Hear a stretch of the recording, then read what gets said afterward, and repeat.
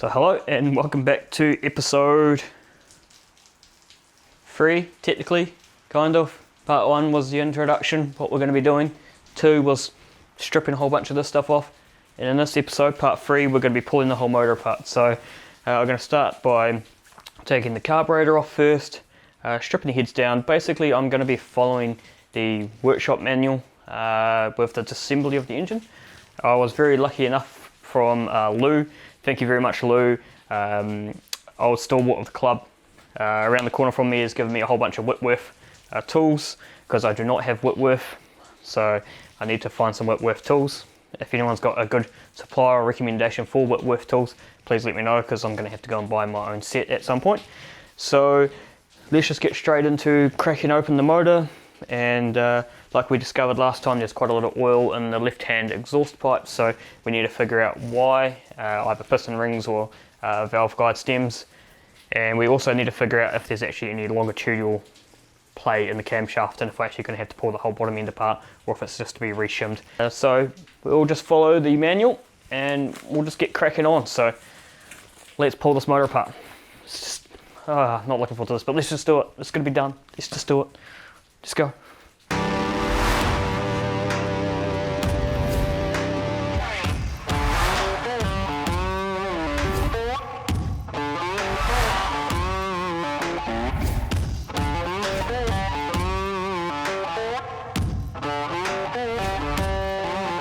So I'm basically just following step by step there of how to remove the cylinder head and go from there.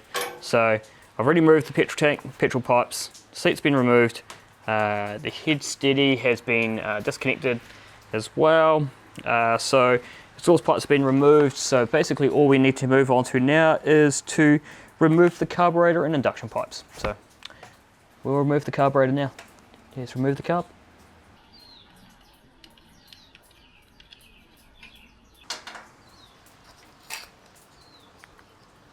It's rather interesting. It's like a whole bunch of rope almost. That's real weird. So cool.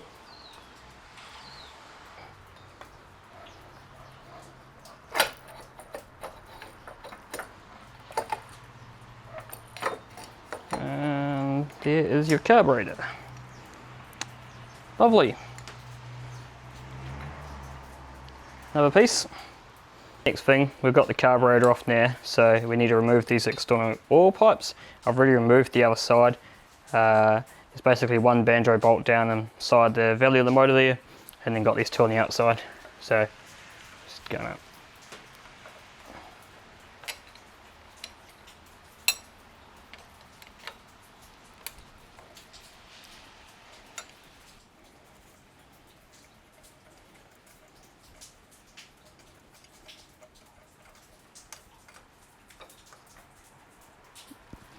There it is, oil feed pipe.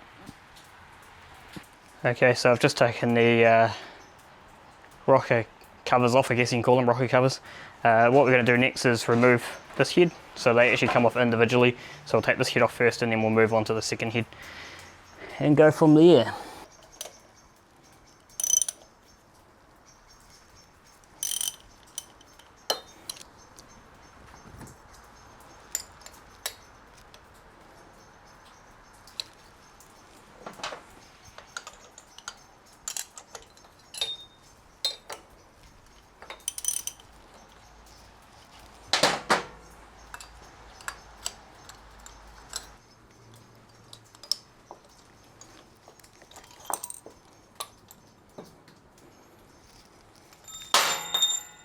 One stayed behind, one got sticky. That's okay. Here is one head. Oh, look at that nice carbon. Can you see that? All nice carboned up. So we'll definitely be cleaning that out. Oh, shit's going everywhere.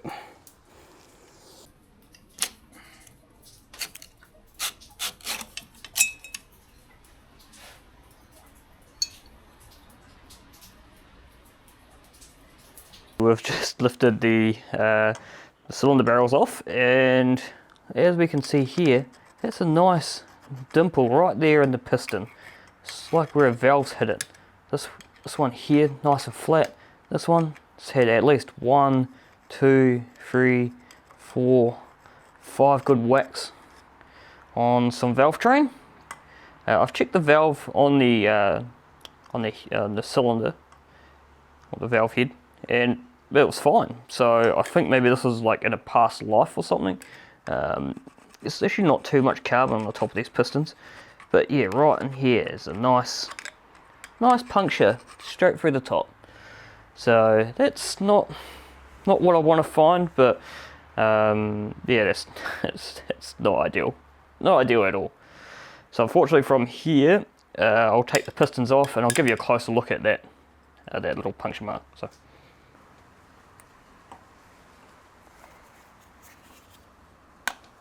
There you go.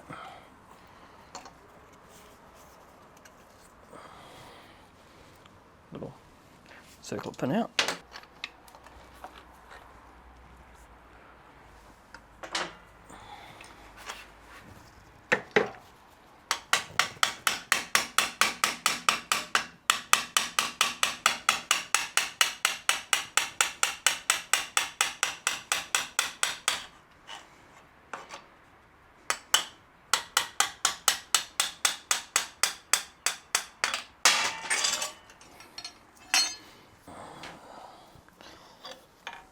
And there's the piston out.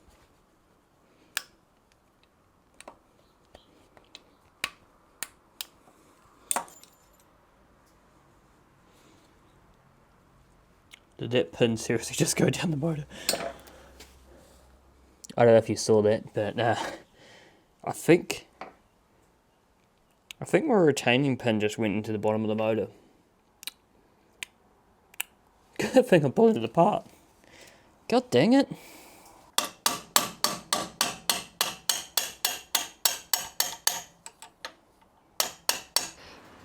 So I thought I'd stop and show you that this beautiful piston that has been hit on the top.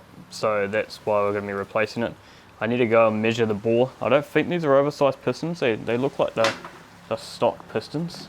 There's no marking on them to say that they're oversized. So I'm assuming they're just going to be standard pistons. And so that one's normal. You can see the side by side where that's been hit. So I think the normal pistons, with the bike I did get a whole bunch of parts, and I do have some 20 thou oversized pistons. So I may just go and put those in. But I'll have to inspect the bores and do the rest of it. So just going to keep pulling this motor apart. Pretty close to just dropping it out of the frame soon. Not much more I can do with it in the frame. So I'll take the clutch side apart. We'll do that now. So let's take all the clutch apart. Let's go. Right, so I was going to say that we're going to take the clutch side off, but because we're having to split this casing because we have to get the line board out and the cam bushes board out, I'm going to take the crank or the oil pump drive sprocket off first. Thank you to Lou, who lent a whole bunch of homemade tools to disassemble one of these 500 twins in to pull the crankcase apart. So I'm going to be making my own tools of these. I'm going to try them, see if they work. If they work well, which I assume they're going to, I'll make my own and that'll be in another video. So let's get this nice sprocket off.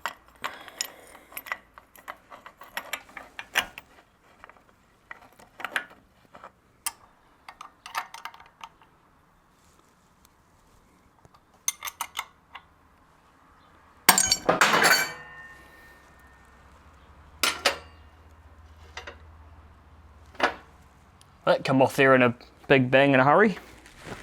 I did not expect that to come off in such a hurry. Whew. Spicy. Right, that worked. Okay, so now we will be taking off the clutch side. So let's work on that clutch side now.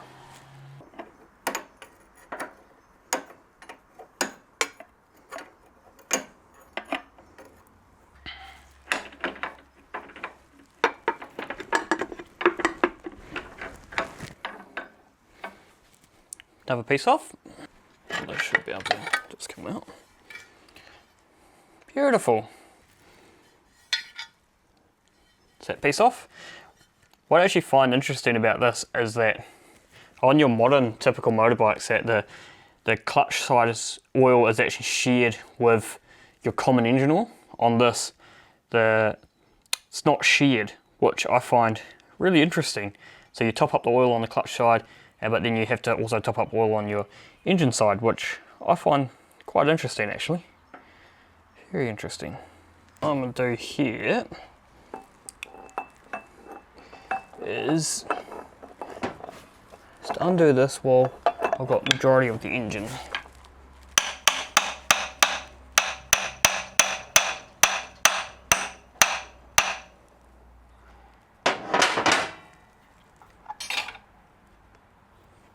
Together.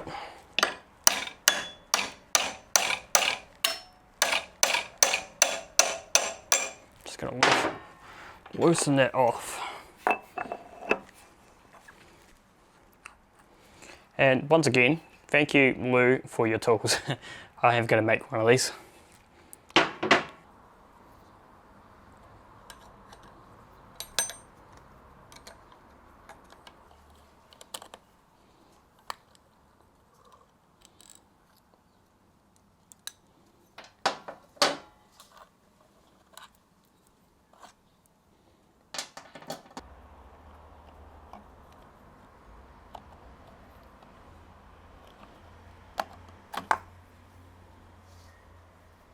I mean, the clutch is not bad.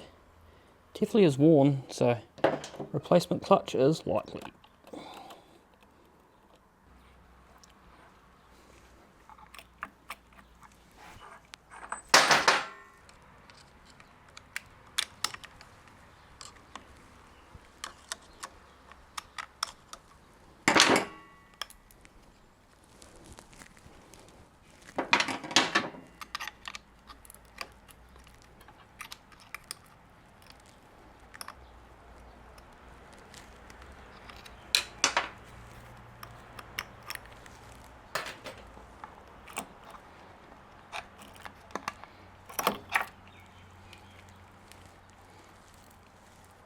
This whole assembly off.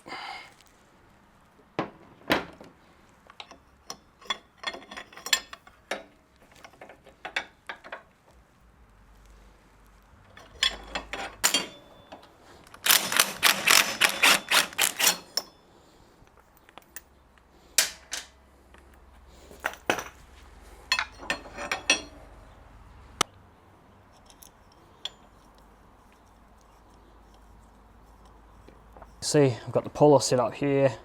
That's locking off so it won't spin. And I should be able to just tighten this.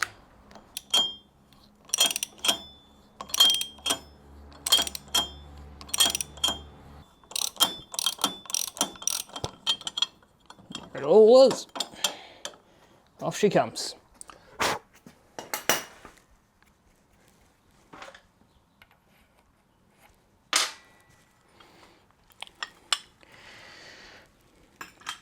Beautiful. So we'll carry on now. We'll take these case bolts off, these ones here, and then we'll take this primary case off here. So we'll keep tracking on and keep moving on.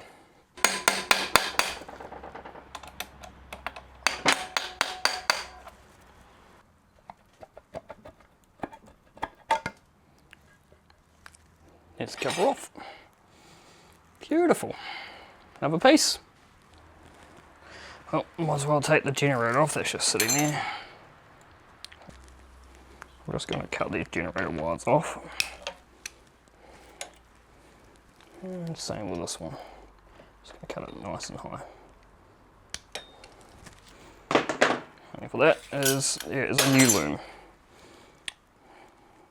Alright, that's pretty much going to wrap it up for this video. We didn't get to the complete engine disassembly today. That's because I actually need to go and build a workbench to put this motor on, because I have no workbench space in my shed, and I'm just going to go build me a portable workbench. That might be in the next episode. Might do a little bit of me making that. So we did find that the camshaft bushes are in fact shot. We found that the inlet had 14 thou play and the outlet had about 7-8 thou worth of play, where they should be around about 2 thou. Leading cause of that was there was no flush washers behind the actual camshafts itself. We also found that the con rods down the big end there are loose, so they're going to have oversized casings put in as well, or shells. We also found that the piston got attacked by a valve at some point. There's a beautiful dents in the top of it. While we're also there, we found that the bore on that left hand side that was attacked by the valve also needed attention because it has a straight line marked straight down the bore, which I'm assuming is why we actually had oil coming out this left-hand exhaust. Other than that, it's fine. It's fine. It just needs a complete rebuild. But hey, at least when this is done, the motor's going to be absolutely solid. And on another note, the wiring loom came in, so that's also something that we're going to be tackling soon. And I'll probably put a fuse somewhere in on this.